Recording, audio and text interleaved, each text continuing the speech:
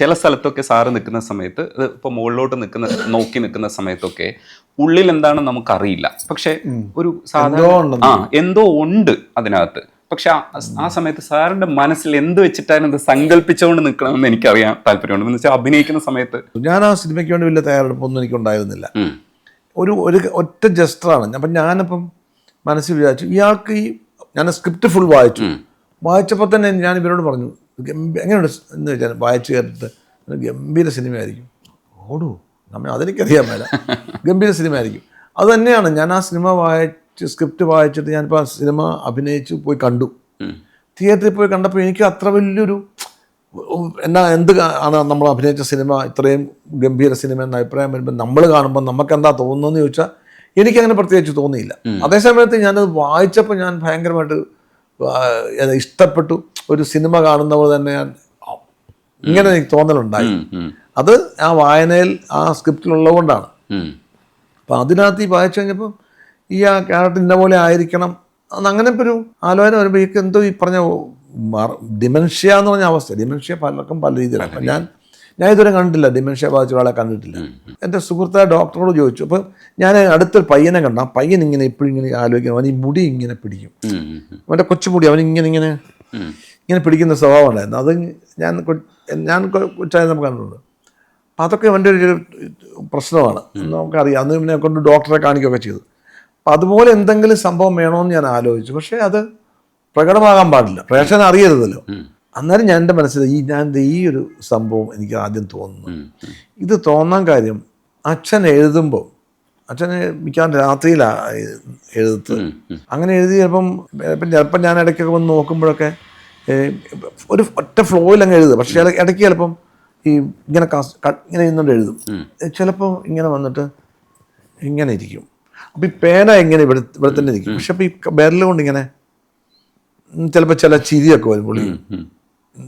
എന്നിട്ട് ചിരിച്ചിട്ടായിരിക്കും ചിലപ്പോൾ അടുത്ത് എഴുതാൻ.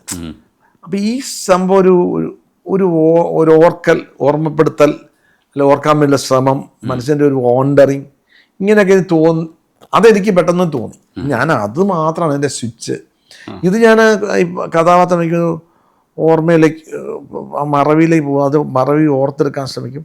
പിന്നെ ഒരു വോണ്ടറിങ് മൈൻഡ്. അപ്പോൾ വോണ്ടറിങ് മൈൻഡ് കണ്ണിൻ്റെ ദൃഷ്ടിയൊക്കെ അങ്ങോട്ട് പോകും.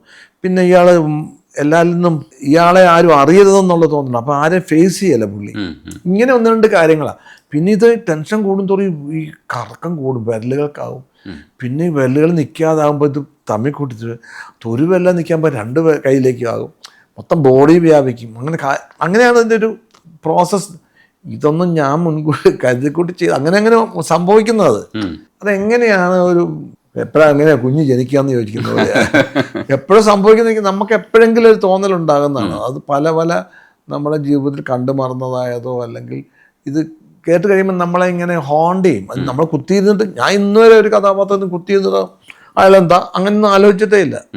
അങ്ങനെയല്ല സംഭവിക്കുന്നത്. അത് ഈ സംഭവിക്കുന്നത് നമുക്ക് ഇത് തന്നെയാണല്ലോ എൻ്റെ ജോലി, എൻ്റെ പ്രൊഫഷനാണ്, എൻ്റെ പാഷനാണ്, എൻ്റെ എല്ലാം ഈ അഭിനയിക്കുക എന്നുള്ളത്. ഞാൻ പിന്നെ ഒരാളെ കണ്ടു കഴിഞ്ഞാൽ പെട്ടെന്ന് എനിക്ക് ചില സാധാരണക്കാരൊരാളെ കാണുന്ന പോലെ അല്ല ഞാൻ കാണുന്നത്. എനിക്ക് വ്യത്യാസമുണ്ട്. പെട്ടെന്ന് നമ്മുടെ മനസ്സിൽ ചില കാര്യങ്ങളൊക്കെ പതിയും.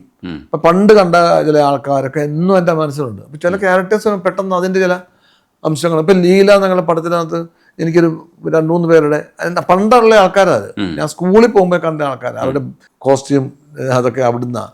പിന്നെ ഞാൻ കോളേജിൽ പഠിച്ചപ്പം എൻ്റെ കൂടെ പഠിച്ച പയ്യനുണ്ടായിരുന്നു, ഭയങ്കര അഹങ്കാരിയായ ഒരു പയ്യനുണ്ടായിരുന്നു. പണം ഇഷ്ടം പോലെ പൈസയൊക്കെ ഉണ്ട്. അവനിങ്ങനെ മുണ്ടൊക്കെ ഇങ്ങനെ പിടിച്ചിട്ട് മറ്റേ 555 സിഗരറ്റൊക്കെ ഒരു പാക്കറ്റൊക്കെ വെച്ചിട്ട് ഇങ്ങനെ വിരിഞ്ഞ് നടക്കും. ശരിക്കും പറഞ്ഞാൽ അതാണ് ചേറാടിക്കറി എന്നുള്ള ക്യാരക്ടറിന്റെ ബേസ്. അതാ പറഞ്ഞാൽ വിശ്വസിക്കില്ല എല്ലാവരും. അപ്പം നമുക്ക് പെട്ടെന്ന് ചിലതിലേക്ക് കണക്ട് ചെയ്യാൻ പറ്റും. അങ്ങനെ ഇന്ന ആളിനെ പോലെ തന്നെയാണെന്ന് വെച്ചാൽ ഒരാളെ കണ്ടോണ്ട് അതുപോലെ ചെയ്യുന്നതല്ല. പല അംശങ്ങളാണ്, പല ക്യാരക്ടേഴ്സിന്റെ പല അംശങ്ങൾ കൂട്ടിച്ചേരുമ്പോഴാണ് ഒന്നായ character is not one but a multitude എന്ന് പറയും. പലതാണ്, പല അംശങ്ങൾ കൂട്ടിയിട്ടാണ് ഒന്നുണ്ടാകുന്നത്. അത് സംഭവിക്കുന്നതാണ്. പക്ഷേ ലീലയിൽ ഈ കുട്ടിയപ്പൻ്റെ പുറകെ നടക്കുന്ന മനുഷ്യനെ, ആ മനുഷ്യനൊരു സ്വഭാവ സവിശേഷതകളും ആകുലതകളും ഉണ്ട്. ഈ മനുഷ്യൻ ചെയ്യുന്നതിനോട് എതിർപ്പുണ്ട് പല കാര്യത്തിലും. പക്ഷെ ഇതൊന്നും പ്രകടിപ്പിക്കാൻ പറ്റുന്ന ജസ്റ്റേഴ്സോ ഒരു ആംഗ്യഭാഷയോ ഈ മനുഷ്യനില്ല. പാവത്താനാണ്. ആ ക്യാരക്ടറിനെ കൺസീവ് ചെയ്യുന്ന സമയത്ത് എനിക്ക് തോന്നുന്നു ഏറ്റവും നല്ല രൂപം മാറ്റങ്ങളിലേക്ക് വന്ന ഒരു ക്യാരക്ടറാണത്. എന്ന് വെച്ചാൽ വിജയരാഘവൻ എന്ന് പറയുന്ന ഒരു മനുഷ്യൻ അതിനകത്തില്ല, ആ ക്യാരക്ടർ മാത്രമേ ഉള്ളൂ. ഞാൻ നിന്നെ ഒന്ന് കാണട്ടെ. നൈറ്റിലായോണ്ടാ ആ ജസ്റ്റേഴ്സ് നടപ്പ് ഒരു ഫ്രെയിമിലും ഔട്ടായിട്ടില്ല. ഈ മനുഷ്യൻ അങ്ങനെ തന്നെയാണെന്ന് നമുക്ക് ഒരു ക്യാരക്ടറായിട്ട് തന്നെ ഫീൽ ചെയ്യുന്നില്ല. ഇതിന് ചെറിയ ശ്രമം പോരാ. ഞാൻ മനസ്സിലാക്കുന്ന ഇതിനകത്തൊരു ഹോംവർക്ക് ഉണ്ടാവണം. ഹോംവർക്ക് അല്ല ഞാൻ പറഞ്ഞ, ഹോംവർക്ക് ഉണ്ട് ഡെഫിനറ്റ്ലി. പക്ഷെ അത് ഞാൻ പറഞ്ഞു ഇതിന്ന് ചിന്തിച്ചിട്ട് ഇപ്പം ഞാൻ എന്നോട് പറഞ്ഞു കഴിഞ്ഞാൽ ഞാൻ പോയി മുറി പോയത് ഇങ്ങനെ ആലോചിച്ചുണ്ടാക്കുന്നതല്ല.